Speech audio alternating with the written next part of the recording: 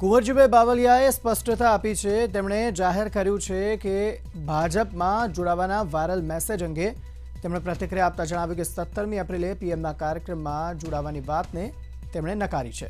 કુંવરજીભાઈ બાવળિયાનું નિવેદન પ્રજાને ગેરમાર્ગે દોરવાનું ભાજપનું ષડયંત્ર હોવાનું જણાવ્યું છે। મને કોંગ્રેસમાં પ્રદેશ કક્ષાની જવાબદારી સોંપાઈ છે। મારી નાદુરસ્ત તબિયત હોવાથી હું હાલ આરામમાં છું।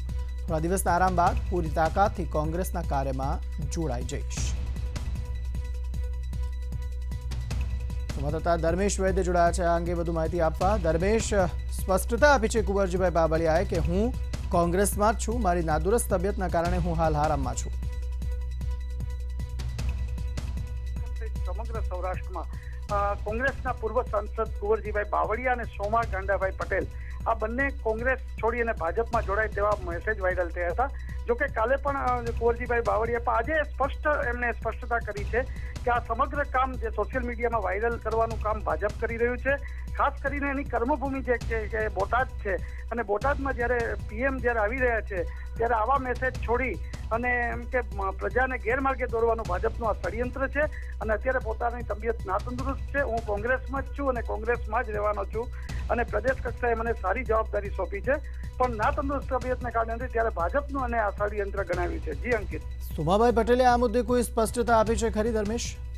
ના, ચોક્કસ। ખાસ કરીને કુંવરજીભાઈ અત્યારે સૌરાષ્ટ્રમાં પ્રદેશના અગ્રણી પણ છે અને એમણે કીધું કે આ બંનેના જે નામ સાથે જે વાયરલ થયું છે એ કે ષડયંત્ર છે અને ખાસ કરીને જે પીએમનો કાર્યક્રમ છે તેમાં જનમેદની ભેગી કરવા માટેનું આ તો સોશિયલ મીડિયા દ્વારા ભાજપે કર્યું હોવાનું પણ તેઓએ આક્ષેપ કર્યો છે। સમગ્ર ઘટના શું હતી તે ફરી એકવાર જણાવશો ધર્મેશ?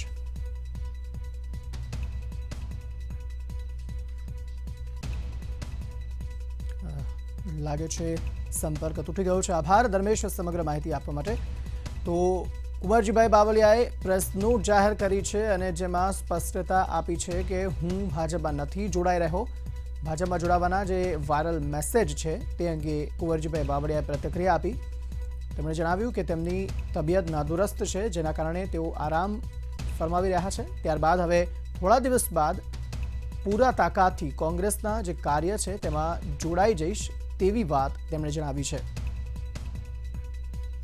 આપણે જણાવી દઈએ, કુંવરજીભાઈ બાવળિયાએ એક પ્રેસ નોટ જાહેર કરી છે જેમાં આ સ્પષ્ટતા આપી છે કે હું કોંગ્રેસમાં છું અને કોંગ્રેસમાં જ રહીશ અને થોડા સમય બાદ કોંગ્રેસના વિકાસના કાર્યમાં હું જોડાઈ જઈશ।